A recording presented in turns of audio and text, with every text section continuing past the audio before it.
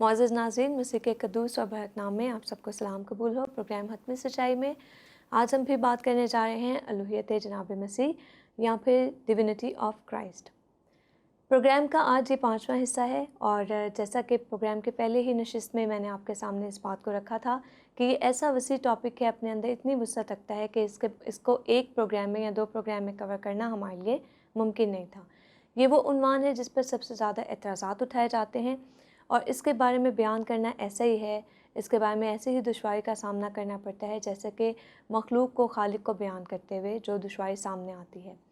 Professor साहब, आज हम जो बात करने जा रहे हैं अलूहियत जनाब मसीह की, सबसे पहले मैं आपको लिए चलूँगी 2000 साल पीछे सामरिया के शहर सुकार में, जहाँ पे जनाब मसीह सामरिया औरत से गुफ्तगू फरमा रहे हैं। ये वही वाक़या है जब जनाब मसीह फरमाते हैं कि मुझे अपने सफ़र में सामरिया से होकर जाना ज़रूर है, और फिर जो है वो सामरी औरत के साथ गुफ्तगू करते हैं, उससे पानी मांगते हैं, और फिर जो है एक बड़ा ही अजीब सा जुमला या काबिल एतराज़ जुमला जो है वो अदा करते हैं कि ऐसा वक्त आता है या वो वक्त आएगा जब खुदा के परस्तार उसकी प्रस्तिश रूह और सच्चाई से करेंगे।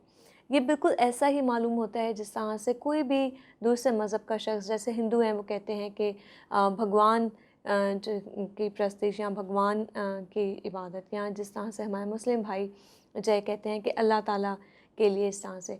तो अगर हम ये बात कर रहे हैं पिछले 4 प्रोग्राम्स में जनाब मसीह की अलूहियत के बारे में बात करते हुए कि वही खुदा थे, तो फिर उन्हें ये कहना चाहिए था मेरी दानिश के मुताबिक कि मेरी प्रस्तिश रूह और सच्चाई से की जाएगी, जो भी मेरे परस्तार होंगे, ना कि ये कि खुदा की प्रस्तिश रूह और सच्चाई से उसके परस्तार करेंगे। तो इसके बारे में आप कुछ रोशनी डालिएगा।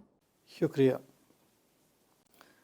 जैसा कि आपने बताया कि डिविनिटी ऑफ क्राइस्ट पे हम प्रोग्राम कर रहे हैं, आपका सवाल ये है कि मसीह ने ये क्यों कहा कि खुदा की प्रस्तिश रूह और सच्चाई से की जाएगी, बल्कि उनको यूँ कहना चाहिए था कि मेरी प्रस्तिश रूह और सच्चाई से होनी चाहिए। बिल्कुल, अगर जो है हम इस बात पे कायम रहते हैं कि जनाब मसीह खुद खुदा थे। अगर आपको याद हो तो पिछले प्रोग्राम्स में मैंने ये बताने की कोशिश की थी कि जानबूझकर दानिस्ता तौर पर मसीह यसू शुरू में अपने आप को यकदम खुदा के तौर पर मुतारफ़ नहीं कराना चाहते थे, लेकिन चाहते भी थे कि लोगों को पता चले कि मैं कौन हूँ, मैं आसमान से आया हूँ। चूँकि वो जानते थे कि इंसान की जो ज़हनी इस्तेदाद है ये बहुत कम है, उनकी बसीरत बहुत कम है, उनकी आईसाइट इतनी तेज़ नहीं है। जैसे मसीह यीशु ने कहा कि पेशतर इससे कि इब्राहिम था मैं हूँ। अब उनकी बसीरत इतनी नहीं थी कि वो दूर तक देख सकते। उन्होंने कहा इसकी उम्र तो भी 40 साल नहीं है। तो ये एक मसला था और मसीह यीशु इससे वाकफियत रखते थे, उनको पता था कि क्या प्रॉब्लम हो सकते। इसलिए दानिस्ता तौर पर वो ऐसे अल्फाज इस्तेमाल करते थे कि अपने आप को इंसान के तौर पर मुतारफ़ कराते थे और खुदा को बाप कहकर कहते थे। लेकिन आहिस्ता आहिस्ता आप देखें कि जैसे जैसे डेवलपमेंट होती है, जैसे जैसे वो मिनिस्ट्री में आगे चलते हैं, वो अपने आप को बतौर खुदा मुतारफ़ कराना शुरू कर देते हैं। किसी ने यह भी कह दिया कि वो अबलीस के साथ यसु मसीह का जब मुकालमा हुआ तो यसु मसीह ने कहा कि लिखा है कि तू के सजदा सिर्फ खुदावंद अपने खुदा को कर। लेकिन वहाँ पे भी आप कॉन्टेक्स्ट को समझने की कोशिश करें कि अबलीस जितनी बातें भी यसु मसीह के साथ कर रहा था वो बाइबल से हवाला कोट करता था, तो हवाले का जवाब हवाला मसीह दे रहे थे, तो इसलिए मसीह यसु ने हवाले का जवाब हवाले से दिया था कि ये नहीं पढ़ा कि लिखा है कि सजदा सिर्फ खुदावंद अपने खुदा ही को कर। मसीह मुजस्सम खुदा था, अदरवाइज़ उससे पहले मसीह भी रूह की सूरत में ही था, तो मुजस्सम हो गया था। तो जब वो ये कहते हैं कि खुदा की परस्तिश, चूँकि खुदा रूह है, उसकी परस्तिश रूह और सच्चाई से होनी चाहिए, तो इसका ये मतलब नहीं था कि वो अपने आप को अलग कर रहे थे, वो ऐन खुदा थे। लेकिन हाँ, एक और बात कि सामरी औरत के साथ उनका फर्स्ट एनकाउंटर था, जो यहूदी औरत भी नहीं है, उसका बैकग्राउंड भी इतना तेज़ नहीं है, तो फर्स्ट एनकाउंटर में सारी फाइलें खोल के उसके सामने रखना उसके लिए मुश्किल पैदा करना था। आप ये देखें कि मसीह यीशु ने कितनी खूबसूरती के साथ उससे बात की और बेसिक बातें की कि उस औरत ने ये पा लिया कि मुझे ख्रिस्ता मिल गया, مجھے مسیح مل گیا، اور اس نے اسی وقت جا کے منادی کرنا شروع کر دی۔ مسیح کی منادی کرنے کے لیے شاگردوں کو 3.5 سال لگے، وہ سب کچھ مسیح کے ساتھ انہوں نے وقت گزارا، سب کچھ سیکھا، اس کے بعد وہ مسیح کی منادی کر رہے تھے۔ صحیح۔ اس کے بعد شاگرد کہہ رہے تھے کہ ہم نے اس کو دیکھا، ہم نے اس کو چھوا، ہم اس کی گواہی دیتے ہیں۔ لیکن سامری عورت کے ساتھ 5-6 منٹ کی گفتگو ہے تو وہ جا کے گواہی دے رہی ہے، تو اس نے بطور خدا اس کو پہچان لیا تھا، قبول کر لیا، قبول بھی کر قبول کی ہوتی۔ یعنی آپ یہ کہنا چاہ رہے ہیں کہ جو بھی ان کی کنورزیشن تھی، کیونکہ اور اس بات سے یہ بھی ظاہر ہوتا ہے کہ سامری عورت کا جو کردار تھا وہ بھی کوئی ایسا کردار نہیں تھا جو مذہب کے ساتھ اس کا کوئی بڑا لگاؤ ہوتا، کیونکہ اس کی اپنی جو ذات تھی وہ بھی کوئی اتنی زیادہ اعلیٰ قسم کی یا عرفہ قسم کی ذات نہیں تھی، تو اس لیے بھی جناب سطحی نالج تھا، تو اس لیے جناب مسیح اس کو بالکل بیسک سے سٹارٹ کر کے اس کو آخر تک لے کے جاتے ہیں۔ پھر ایک اور سوال جو کہ قابل ذکر یا قابل غور ہے وہ یہ کہ جب جناب مسیح سے قیامت کے بارے میں سوال کیا جاتا ہے، ججمنٹ ڈے کے بارے میں پوچھا جاتا ہے، تو جناب مسیح کہتے ہیں کہ اس گھڑی کے بارے میں تو کوئی نہیں جانتا، میں بھی نہیں۔ تو یہ بڑی تعجب انگیز بات ہے، اگر وہ خدا تھے تو ان کو تو معلوم ہونا چاہیے تھا کہ قیامت کی گھڑی کب ہے، قیامت کب آئے گی۔ اولدو انہوں نے سائنس بتایا کہ قیامت کے آنے کے یہ نشانات ہوں گے، یہ واقعات ہوں گے، اس طرح سے ہوں گے، لیکن جب ان سے یہ پوچھا گیا تو پھر انہیں اس بات کا علم کیوں نہیں تھا؟ یہ سوال عام طور پر یہوہ وٹنس کی طرف سے آتا ہے، پھر ہمارے مسلمان بھائی بھی یہ سوال اٹھاتے ہیں کہ آپ ان کو خدا کہتے ہیں تو ان کے پاس علم الغیب نہیں تھا۔ لیکن میں آپ کو بتانا چاہتا ہوں کہ ان کے پاس مکمل علم الغیب تھا۔ قرآن مجید میں یہ لکھا ہے کہ وہ لوگوں کو یہ بھی بتا دیتے تھے کہ وہ گھروں میں کیا چھپا کے آئے ہیں، کیا کھا کے آئے ہیں۔ اور قیامت کے بارے میں بھی قرآن مجید کی آیت ہے کہ ان کو علم الساعۃ تھا۔ مختلف جگہ پہ قرآن مجید میں مفسرین نے جو ترجمہ کر دیا وہ یہ کر دیا کہ ان کو قیامت کی گھڑی کے بارے میں پتہ تھا، ایکچولی قیامت کی گھڑی کا علم تھا، یہ تھا۔ ہاں، ترجمہ یہ کر دیا کہ وہ قیامت کی نشانی ہے، اس کا بھی یہی مطلب بنتا ہے، لیکن اس کا جو لفظی مطلب ہے یہ ہے کہ ان کو قیامت کا علم تھا۔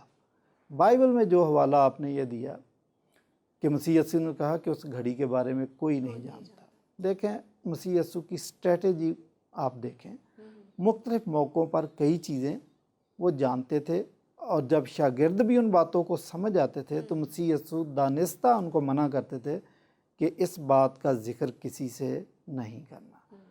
یہ ایک بات قیامت کے بارے میں بھی ایسی بات ہے کہ مسیح دانستہ طور پر بتانا نہیں چاہتے تھے، اس کا یہ مطلب نہیں ہے کہ ان کو علم نہیں تھا۔ آپ نے خود اشارہ دے دیا کہ وہ تو ساری نشانیاں بتا رہے تھے، انہوں نے کہا کہ اس وقت ایسا ہوگا کہ 2 عورتیں چکی پیس رہی ہوں گی، ایک لے لی جائے گی، ایک چھوڑ دی جائے گی، 2 آدمی کھیت میں کام کر رہے ہوں گے، ایک لے لیا جائے گا، ایک چھوڑ دیا جائے گا۔ بلکہ مسیح یسوع نے تو ان کی سرزنش بھی کی کہ تم موسم کا حال، تو فصل کا حال یہ موسم سے اندازہ لگا لیتے ہو، تو اس کا بھی تمہیں پتہ چل جائے گا، جگہ جگہ کال پڑیں گے، قوم پر قوم چڑھائی کرے گی۔ ایک اور بات کہی، اس سے بھی بڑھ کر ایک اور بات یسوع مسیح نے کہی، اس وقت بہتیرے لوگ آئیں گے اور مجھ سے کہیں گے اے خداوند، اے خداوند، ٹھیک ہے کہ ہم نے تیرے نام سے بدروہیں نکالی، ہم نے تیرے نام سے یہ کیا۔ میں ان سے کہہ دوں گا کہ اے ملعونوں، دور ہو جاؤ، میری تم سے کبھی واقفیت نہیں تھی۔ یہ جو ایونٹ ہے یہ قیامت ہی کا ایونٹ ہے، تو ایک ایک تفصیل تو یسوع مسیح بتا رہے ہیں، اس سے واقفیت ہے ان کی۔ کیسے کہہ سکتے ہیں کہ ان کو پتہ نہیں تھا؟ ان کو ایگزیکٹلی پتہ تھا، جان بوجھ کر اس وقت بتانا نہیں چاہ رہے تھے۔ ایک اور موقع پر یسوع مسیح نے کہا کہ بعض چیزیں ایسی ہیں جو ابھی پوشیدگی میں کی جاتی ہیں، لیکن ایک وقت آئے گا جب ان کی منادی کوٹھوں پر کی جائے گی۔ ایک وقت تھا جب یسوع مسیح نے منادی کرنے سے، انجیل کی منادی کرنے سے بھی شاگردوں کو روکا یا لمیٹڈ کر دیا، لیکن ایک وقت آیا تو ان کو کہا کہ جاؤ سب قوموں کو جا کر شاگرد بناؤ۔ تو یہ کہہ دینا کہ جی یسوع مسیح کو پتہ نہیں تھا، ان کو پتہ تھا۔ صحیح، یعنی آپ کے کہنے کا مقصد یہ ہے کہ جو سٹیٹمنٹ انہوں نے دی تھی وہ مصلحتاً دی تھی۔ مصلحتاً آپ کہہ سکتے ہیں، یہ ان کی اسٹریٹجی کا حصہ تھا۔ صحیح، اور ایسا وہ اکثر کرتے تھے، یہ پہلی دفعہ نہیں ہوا، اکثر کرتے تھے۔ صحیح، کیونکہ جب بھی ہم ان کے سارے تماثیل کو پڑھتے ہیں یا جو بھی واقعات ہیں انجیل مقدس میں ان کو پڑھتے ہیں تو وہ بڑے ایک کیلکولیٹڈ انداز میں وہ کام کرتے تھے، بڑے مینجڈ وے میں وہ بات کر رہے ہوتے تھے، تو ان کی کوئی بھی اسٹیٹمنٹ جو ہے وہ مصلحت سے خالی نہیں ہوتی تھی، اس کے پیچھے کوئی نہ کوئی بیک گراؤنڈ ضرور تھا. اور جس طرح سے ہم اپنے باقی پروگرامز میں بھی اس بات پر غور کرتے چلے آئے ہیں، یا اس بات پر ہم ایمفیسس دیتے چلے آئے ہیں کہ جب بھی کوئی سوال اٹھائیں یا جب بھی کوئی بات کریں، اس کا بیک گراؤنڈ یا اس کا سیاق و سباق ہمیں معلوم ہونا لازمی ہے. اسی سلسلے میں ایک اور بڑا اہم سوال جو کیا جاتا ہے کہ جناب مسیح اکثر دعا کیا کرتے تھے، بلکہ جب انہوں نے اپنا مشن کا آغاز کیا، خوشخبری پھیلانے کے کام کو آغاز کیا، اس وقت بھی انہوں نے دعا کی. پھر جو ہے وہ اکثر شام کے وقت پہاڑ پر جا کے دعا کیا کرتے تھے. تو اگر جب وہ خود خدا تھے تو پھر انہیں کیا ضرورت تھی اس طرح سے دعا کرنے کی، اور اگر وہ کرتے بھی تھے تو پھر وہ کس سے دعا کرتے تھے؟ یہ میرے لیے بڑی حیران کن بات ہے. اگر آپ اناجیل کو غور سے پڑھیں تو اناجیل کے اندر ہی آپ کے سوالات کے جواب ہوتے ہیں. ہمارے دوستوں کا یا معترضین کا مسئلہ یہ ہے کہ یہ سلیکٹیو حوالے پڑھتے ہیں، پورا نہیں پڑھتے. اس لیے میں تو بہت سارے دوستوں کو یہ مشورہ دیتا ہوں کہ پوری بائبل پڑھیں، تفصیل سے پڑھیں، ترتیب سے پڑھیں، پیدائش سے لے کر مکاشفہ تک پڑھیں. آؤٹ آف کنٹیکسٹ چیزیں نہ پڑھیں، آپ کو پھر سمجھ نہیں آتی. اب یسوع مسیح کی دعا کے بارے میں آپ اگر کہہ رہے ہیں تو 2 موقعوں پر یسوع مسیح نے یہ بات کلیئر کر دی تھی. دعائے ربانی جب پڑھی ہے تو وہ ہمیں سکھایا کہ یہ ایک سٹینڈرڈ دعا کا طریقہ ہے، اس طریقے سے آپ دعا کرو. اور اس میں جو خاص بات انہوں نے بتائی تھی کہ یہودی جو دعا کا طریقہ ان کا تھا وہ بالکل فرق تھا. براہ راست وہ خدا سے دعا نہیں کرتے تھے، وہ تو خدا کا نام بھی نہیں لیتے تھے. وہ سمجھتے تھے کہ خدا کی شاید تعظیم میں فرق آ جاتا ہے، یہوہ کہنے تھے. لیکن یسوع مسیح نے کہا کہ جب آپ نے بات کرنی ہے تو اس طرح بات کرنی ہے جیسے آپ اپنے ماں باپ سے بات کرتے ہیں. اے ہمارے باپ، کیا خوبصورت طریقہ بتایا. تو یہ تو ہمیں ایک ماڈل بتایا تھا. دوسری بات، لازر کی قبر پر یسوع مسیح نے جب دعا کی ہے تو اس سے پہلے ایک بات کہی تھی، اگر آپ کو یاد ہو. انہوں نے کہا تھا کہ مجھے تو پتہ ہی ہے کہ تو میری سنتا ہے. یہ میں ان لوگوں کے لیے کر رہا ہوں کہ ان کو پتہ چلے. تو اس طریقے سے مسیح یسوع کا جو دعا کرنا تھا، اپنے جو شاگرد تھے ان کو وہ تربیت بھی دے رہے تھے، ان کے لیے ایک رول ماڈل، ٹریننگ بھی ان کی ایک جاری تھی اس وجہ سے. ٹھیک، یعنی یہاں پہ اگر ہم اس بات کو یوں دیکھیں کہ وہ صرف لوگوں کو دکھانے کے لیے، لوگوں کو بتانے کے لیے، نمونے کے طور پر، ماڈل کے طور پر کہ کس طرح سے دعا کرنی چاہیے ہے، اور اس ویو کو چینج کرنے کے لیے کہ ایک ڈر یا ایک خوف کو دور کرنے کے بجائے وہ ایک ریلیشن شپ ڈیولپ کرنا چاہتے تھے اس دعا کے. دیکھیں آپ کے سامنے کرسچینٹی کے ماڈل موجود ہیں، چرچز موجود ہیں. جب کرسچینٹی آئی ہے اس وقت نہ کوئی چرچ تھا، نہ کوئی پادری تھا، نہ کوئی بشپ تھا، کچھ نہیں تھا. ایون کہ نیو ٹیسٹامنٹ ریٹن فارم میں نہیں تھا. تو اس وقت لوگوں کی تربیت کرنا کہ کیا کام کیسے کرنا ہے بہت ضروری تھا. آج بھی لوگ ہم سے پوچھتے ہیں، کوئی غیر قوم سے آ جاتا ہے، وہ مسیح کو قبول کرتا ہے تو وہ یہ سوالات ہم سے پوچھتا ہے کہ اچھا جی پہلے تو میں رٹے لگاتا تھا، اب مجھے بتائیں میں نے دعا کیسے کرنی ہے. تو ہم اس کو طریقہ بتاتے ہیں کہ آپ نے دعا کیسے کرنی ہے. صحیح، ٹھیک. یعنی یہ بھی شاگردوں کی اور جو جتنے بھی ان کے فالوورز تھے یا حواری تھے یا دیکھنے والوں کی تربیت کا ایک حصہ تھا. دیکھیں بہت ساری باتیں ہیں جو بتانا بہت ضروری ہے، لیکن دعا ایک ایسی چیز ہے کہ جو کلیئرٹی کے ساتھ کسی بھی مخلوق کو اپنے خالق سے دعا کرتے وقت اس کو معلوم ہونا چاہیے کہ دعا. آپ کو پتہ لوگ بڑے گمراہ ہیں. پہلی بات تو لوگوں کے ذہن میں ہے کہ اچھا خدا شاید کسی کونے میں بیٹھا ہوا، جب تک اس کونے کی طرف آپ کی ڈائریکشن نہیں ہے اس کو دعا نہیں سنے گی، آواز نہیں پہنچے گی. تو یہ سامری عورت کی بھی جو بات کی تھی، ایکچولی کنٹیکسٹ اگر آپ دیکھیں تو سامری عورت یسوع مسیح سے پوچھ رہی تھی کہ ایک طرف یہودیوں کی ہیکل ہے، ایک طرف سامریوں کی ہیکل ہے، تمہارا قبلہ کون سے ہے؟ ایسا نہ ہو کہ میں جی یہودیوں کی ہیکل کی طرف منہ کر کے نماز پڑھوں تو میری نماز قضا ہو جائے. تو یسوع مسیح نے بتایا تھا یہ قبلے کا مسئلہ نہیں، خدا روح ہے، وہ ہر جگہ موجود ہے. صحیح. تو اس لیے آپ اصل بات جو ہے وہ یہ ہے کہ آپ روح اور سچائی سے عبادت کریں، ڈائریکشن کا مسئلہ نہیں ہے، خدا ہر جگہ پریزنٹ. اچھا، ایک اور واقعہ جو ہے اس ڈیوینٹی آف کرائسٹ کے حوالے سے جو میں ڈسکس کرنا چاہوں گی آج کے پروگرام میں، وہ یہ کہ جب جو ہے سمندر میں طوفان آ جاتا ہے، جناب مسیح جو ہیں وہاں پہ کشتی میں سو رہے ہیں. تو اگر جناب مسیح خدا ہیں، پوری کائنات کے خالق ہیں، مالک ہیں، تو پھر کشتی میں ان کی موجودگی کے وقت طوفان آ جانا، وہ بھی اتنا طوفان کے شاگرد جو ہیں وہ چلانے لگے اور جو ہے اپنے جو ان کا استاد تھا، ربی تھا جناب مسیح، اس کو اٹھانے لگے کہ اے استاد ہم ہلاک ہوئے جاتے ہیں. اور ایک ایسا لگتا ہے جیسے وہ بڑے خوف میں ہے، ڈر میں ہے کہ جیسے ہم ابھی مر جائیں گے، یعنی طوفان اتنا زیادہ خوفناک اور خطرناک قسم کا تھا. تو یہ بات کچھ تھوڑی سی مجھے کنفیوز کرتی ہے. ٹھیک ہے، کئی لوگوں کو یہ بات ہضم نہیں ہوتی کہ یہ خدا کہتا تھا کہ خدا کشتی میں موجود ہے، طوفان اور آ پھر گیا. بھی اور ایک ڈیڈلی قسم کا طوفان، جان لیوا طوفان. درست بات ہے. مسیح یسوع کی تعلیمات کو، مسیح یسوع کے کاموں کو، اس کے قول فعل کو، تقریر کو بڑے غور سے دیکھنا چاہیے. مسیح یسوع کی عادت تھی کہ کوئی بات سمجھانے کے لیے، کوئی بات ٹیچ کرنے کے لیے وہ سٹیج سیٹ کرتے تھے. صحیح، جان بوجھ کے یعنی سٹیج پورا سینیریو سیٹ کرتے تھے. سٹیج سیٹ کرتے تھے اور پھر ہی وہ بات سمجھ آتی تھی. مثلا کسی کے پاس سکہ ہے، ہاں جی ہے، دکھاؤ، یہ کس کی تصویر ہے؟ سٹیج سیٹ کر رہے تھے. پھر بتایا. تو یہاں پر بھی یسوع مسیح نے جان بوجھ کے سٹیج سیٹ کیا تھا. آپ کا کیا خیال ہے کہ یسوع مسیح کوئی 12 گھنٹے کی ڈیوٹی کر کے آئے تھے کہ تھکے ہوئے تھے؟ جان بوجھ کے سو گئے تھے. اور جان بوجھ کے ہو سکتا ہے طوفان بھی خود ہی لائے ہوں کہ تاکہ ان کو پتہ چلے. شاگردوں نے کہا کہ ہم تو مارے گئے استاد جی، آپ سوئے ہوئے ہیں، آپ کو پتہ ہی نہیں کہ ہم پہ بیت کیا رہی ہے. تو یسوع مسیح نے جب آواز دی تو ہوا، پانی، طوفان تھم گئے. اور شاگردوں نے، انہوں نے کہا کہ یہ کیسا شخص ہے کہ ہوا اور پانی بظاہر قدرت بھی اس کا حکم مانتے. اور یہی تو ان کو لیسن دینا تھا، یہی ٹیچ کرنا تھا.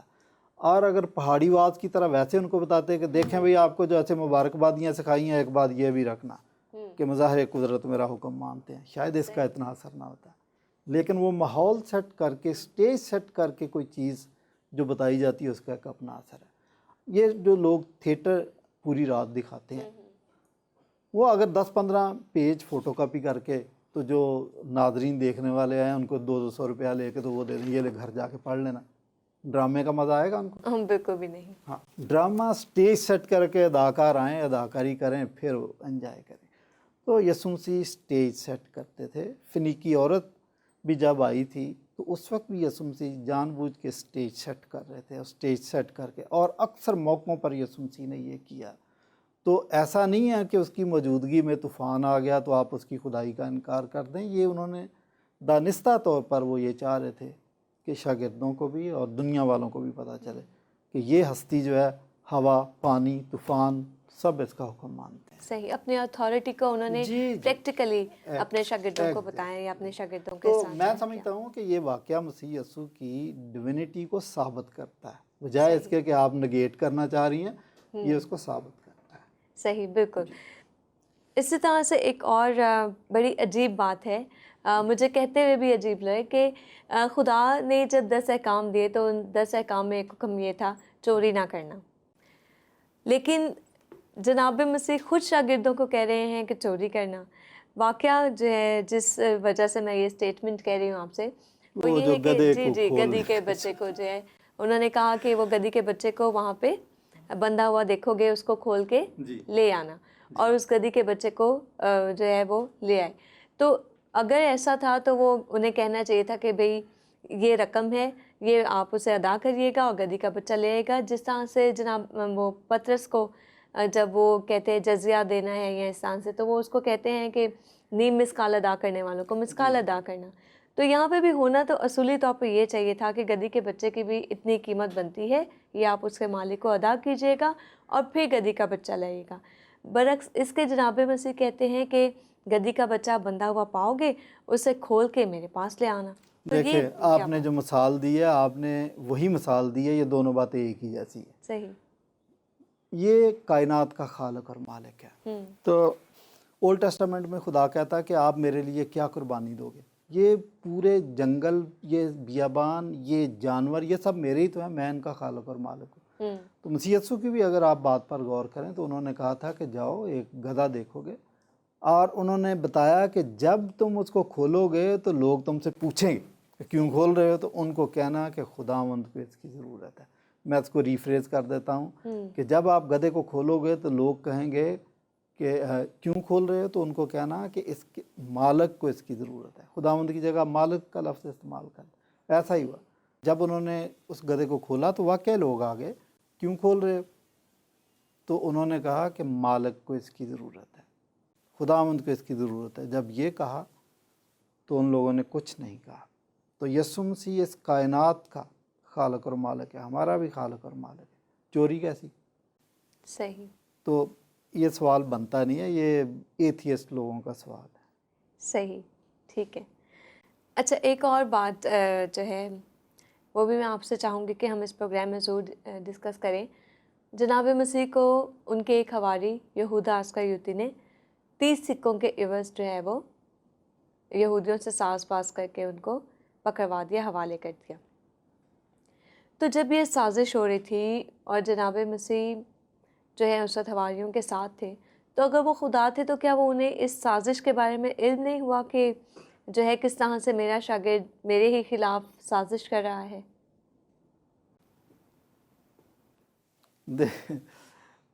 آپ کا کہنا یہ ہے کہ مسیح کے گرد سازشوں کا جال بنا جا رہا تھا اور ان کو پتہ نہیں. بالکل، ان کو پتہ تھا. دراصل منصوبہ یہی تھا، پلان ہی یہی تھا صحیح، کہ یسوع مسیح صلیب دیا جائے گا. اور یسوع مسیح نے کہا کہ ابن آدم تو جیسا اس کے حق میں لکھا ہے جاتا ہی ہے، لیکن افسوس اس پر جس کے سبب سے یہ ہوا. اس کے لیے بہتر یہی تھا کہ وہ پیدا ہی نہ ہوتا. اور جب یسوع مسیح نے عشائربانی کی رسم ادا کی ہے تو اس وقت بھی اپنے شاگردوں کو بتا دیا کہ تم میں سے ایک ہے جو میرے ساتھ طباق میں ہاتھ ڈالتا ہے، وہی مجھے پکڑوائے گا. اس کو بھی چھوڑ دیں. اس سے بھی پہلے کئی ہزار سال پہلے یسایہ 53 باب میں یسوع مسیح کی مصلوبیت کی پوری کہانی طے ہے. پھر اولڈ ٹیسٹامنٹ میں ہزاروں سال پہلے پوری کہانی لکھی ہوئی ہے. یہ بھی لکھا ہوا ہے کہ اس کو 30 سکوں کے عوض بیچ دیا جائے گا. بلکہ جو بات نیو ٹیسٹامنٹ میں نہیں لکھی، بعض باتیں اولڈ ٹیسٹامنٹ میں پہلے سے لکھی. مثلا نیو ٹیسٹامنٹ آپ کو صرف یہ بتاتا کہ یسوع مسیح کے ہاتھوں میں کیل ٹھوکے گئے. اولڈ ٹیسٹامنٹ میں زبور 22 میں لکھا کہ اس کے پاؤں بھی چھیدے گئے. صحیح. تو یسوع مسیح کو پتہ تھا. اس سے پہلے بھی انبیاء اکرام یہ بات کہہ چکے تھے کہ ایسے ایسے ہوگا، ویسے ہو رہا تھا. یسوع مسیح کو کسی نے کہا کہ ہیرودیس آپ کے خلاف سازش کر رہا، تو اس نے کہا کہ جاؤ اس لومڑی کے بچے کو بتا دو کہ میں آج اور کل ادھر ہی. تو یہ کہنا کہ یسوع مسیح کو پتہ نہیں تھا، اور چونکہ پتہ نہیں تھا تو وہ خدا نہیں ہو سکتے. ان کو پتہ تھا، ان کو ایک ایک بات کا پتہ تھا. لیکن صلیبی موت چونکہ وہ مانگ کر لے رہے تھے تو اس لیے وہ ہمیشہ آگے صلیب کی طرف بڑھتے چلے گئے. تو ان کو پتہ تھا. ویسے بھی جو صلیبی موت کا سارا واقعہ ہے، یہ کہنا یہ چاہیے کہ یہ ایک پلان کے تحت یہ سب کچھ ہوا، جی، ایک پلان منصوبے کے تحت سب کچھ ہوا. یہ اتنا ایبرپٹلی ہوا نہیں تھا. تو اس جی لیے یہ اعتراض کسی کا بھی کرنا کہ ان کو علم نہیں تھا یا یہ، اور بعد کے واقعات بھی اس بات کو ثابت کرتے ہیں کہ انہیں علم تھا. ایون اس کو یہ بھی پتہ تھا کہ موت کے بعد میں تیسرے دن جی اٹھوں گا. اس پر بہت زور دیا، اس پر بہت کچھ کہا اور وہ جی بھی اٹھے. اچھا، ایک اور چلیں، یہ تو ہمیں سوال جو ہے اس بات سے کلیئر ہو گیا اور اس بات کے دلیل ان کو میں بہت پتہ سے تھا. حوالے لیکن آپ کہتے ہیں کہ اگر ان کو پتہ تھا تو پھر بھی وہ پکڑے گئے. پکڑے جانا بھی منصوبے کے منصوبے کا تحت ایک تھا. حصہ وہ تھا. ایک بالکل. شاعر کہتا ہے کہ یوں تو ہم آگاہ تھے صیاد کی تدبیر سے، ہم اسیر دام گل اپنی خوشی سے ہو گئے. واہ. تو وہ جان بوجھ کر. اس آخری سوال کے ساتھ ہم اپنے ناظرین سے اجازت چاہیں گے. سوال ہے میرا اس واقعے سے جب جو ہے جناب مسیح ایک 12 سال کی بچی کو زندہ کرنے کے لیے جاتے ہیں، یاگر کی بیٹی کا واقعہ. تو عجیب بات یہ لگتی ہے کہ کیا خدا مذاق بھی کرتا ہے، خاص طور پہ ایسے موقع پر جب جنازہ سامنے پڑا ہوا ہو. بات میں یہ کہنا چاہ رہی ہوں کہ انہوں نے جب کہا کہ بھیڑ سے کہ وہ لڑکی مری نہیں بلکہ سوتی ہے. اس میں مذاق کہاں سے آ گیا؟ اچھا ٹھیک ہے، اوکے. آپ یہ کہہ رہے ہیں کہ ان کے گھر میں ڈیتھ ہو گئی ہے تو یسوع مسیح کہہ رہے ہیں کہ ڈیتھ نہیں ہوئی، وہ تو سوئی وہ تو سوئی ہوئی ہے. جبکہ تصدیق ہو چکی تھی، وہ جو بھی ان کا دستور تھا جنازے کا، وہ سب کچھ سارے انتظامات ہو چکے تھے. دیکھیں، جو عام لوگ ہیں، جو ایماندار نہیں ہیں، جو مسیح کے شاگرد نہیں ہیں، مسیح کی طبیعت سے واقف نہیں ہیں، اس کی الوہیت سے واقف نہیں ہیں، اس کی قدرت اختیار سے واقف نہیں ہیں، ان کو ہو سکتا ہے یہ مذاق لگتا. لیکن ہم جانتے ہیں کہ مسیح کے اندر قدرت تھی. آپ کسی ڈاکٹر کے پاس جاتے ہیں تو آپ کے پاس پیشنٹ ہے جس کو فٹس پڑ رہے، تو آپ تو پریشان، آپ کی آنکھوں میں آنسو ہوں گے، لیکن ڈاکٹر کہے گا وہ فکر نہیں کرو، آپ ٹیک اٹ ایزی، ابھی ٹھیک ہو جاتا، ابھی ٹھیک. ایسے ہی کہتا ہے نا ڈاکٹر. مسیح یسوع خدا تھے. وہ جانتے تھے کہ میں اس کو کہوں گا اٹھ تو یہ اٹھ کے بیٹھ جائے گی، اور ایسا ہی ہوا. اس لیے انہوں نے اپنی قدرت کی وجہ سے، اختیار کی وجہ سے کہہ دیا تھا کہ یہ لڑکی مری نہیں بلکہ سوئی ہے. تو اس کو کہا اٹھ، تو وہ اٹھ کے بیٹھ گئی۔ بائبل مقدس یہ محاورہ اکثر لوگوں کے لیے استعمال کرتی ہے کہ وہ اپنے باپ دادا کے ساتھ سو گیا۔ تو یہ خدا یہ محاورہ اس لیے استعمال کرتا ہے کہ خدا کی نظر میں وہ سوئے ہیں۔ اگر کوئی 1000 سال پہلے مر گیا تو خدا کی نظر میں وہ سویا ہوا ہے۔ تو مسیح بھی جب دوبارہ آمد ثانی کے وقت آئے گا تو جتنے لوگ مر گئے ہیں اس کی نظر میں یہ سوئے ہوئے ہیں، خواہ ان کی ہڈیاں بوسیدہ ہو گئی ہیں اور ہڈیوں کے ساتھ اب کوئی گوشت نہیں رہ گیا، لیکن وہ ان کو کہے گا کہ قبروں سے باہر آؤ، تو وہ باہر آ گئے۔ مارتھا کو جب یسوع مسیح نے یہ بات بتائی کہ تیرا بھائی زندہ ہو جائے گا کیونکہ قیامت اور زندگی تو میں ہوں، تو وہ کہنے لگی کہ ہاں قیامت کے وقت ہو جائیں گے، لیکن یسوع مسیح نے کہا کہ تمہیں پتہ نہیں، قیامت اور زندگی تو میں ہوں، یہ ابھی اور اسی وقت ہوگا، میں اس کو آواز دوں گا، وہ قبر سے باہر آ جائے گا۔ تو یائر کی بیٹی کو اگر یسوع مسیح نے کہا کہ یہ سوئی ہوئی ہے تو غلط نہیں کہا، ٹھیک کہا تھا، اس کے پاس قدرت تھی، اس کے لیے وہ سوئی ہوئی تھی، اس لیے اس نے اس کو آواز دی، وہ زندہ ہو گئی۔ صحیح، ٹھیک، یعنی یہاں پہ اپنا اختیار جتانے کے لیے انہوں نے یہ اسٹیٹمنٹ جو ہے دی۔ سر بہت شکریہ ان سارے سوالات کا اتنی تفصیل کے ساتھ ذکر کرنے کے لیے، بیان کرنے کے لیے۔ امید ہے کہ ناظرین جو ہے ضرور ان سوالات کے جوابات جان کر انہوں نے برکت حاصل کی ہوگی، اور ایسے بہت سی الجھنیں جو ہمارے ذہنوں میں ان واقعات کو پڑھتے ہوئے آ جاتی ہیں وہ ضرور ہمارے اس پروگرام کے وسیلہ سے کافی حد تک دور ہوئی ہوں گی۔ جاتے جاتے آپ سے پھر یہی کہوں گی کہ اپنے فیڈ بیک سے ہمیں ضرور آگاہ کیجیے، اپنے سوالات ہمیں لکھ کر بھیجیے تاکہ ہم ان کے جوابات آپ تک پہنچا سکیں۔ کوئی بھی آپ کے ذہن میں ایسے الجھن ہو یا ایسا کوئی بھی عنوان جو آپ چاہتے ہیں کہ ہم اس پر ڈسکشن کریں، ہمیں بڑی خوشی ہوگی کہ ہم آپ کے سوالات کو جوابات آپ تک پہنچانے والے ہوں۔ ہمارے ایڈریسز، ہم سے رابطہ کرنے کے لیے جو بھی کانٹیکٹ ہے ہمارے اسکرین پہ آ رہا ہوگا، ہمیں ضرور کانٹیکٹ کیجیے، اپنی آرا سے آگاہ کیجیے، ہمیں اجازت دیجیے۔ سچ سنیے، سچ جانیے اور سچ کو برداشت کرنے کی ہمت اپنے اندر پیدا کیجیے۔ مسکرائیے اور مسکراہٹیں بانٹیے۔ خدا حافظ۔